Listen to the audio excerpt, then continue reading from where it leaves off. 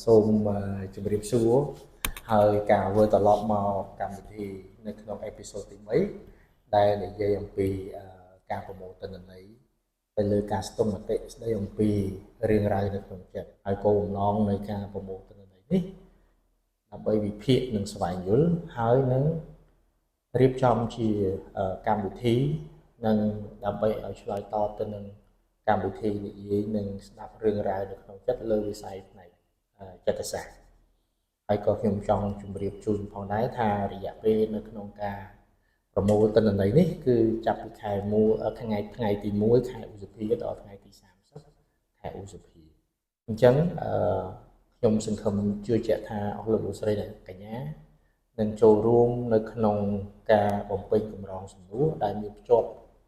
ដំណភ្ជាប់នៅក្នុងវីដេអូនេះនៅក្នុង Google Form អញ្ចឹងសូមអស់លោកស្រីនិងនាងកញ្ញាចូលរួមបំពេញក្នុងរយៈពេលតែ10នាទីដើម្បីបំពេញកម្រងសំណួរដែលខ្ញុំបានរៀបចំនៅក្នុង Google Form រួចជាស្លាកផលក្រោយពីការប្រមូលទិន្នន័យនេះ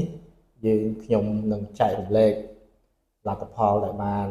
ពីការស្ទង់មតិនេះជូនអស់លោកស្រីនិងនាងកញ្ញាដើម្បីស្វែងយល់សូមថ្លែងអំណរគុណបាទសូមជម្រាបលាបាទ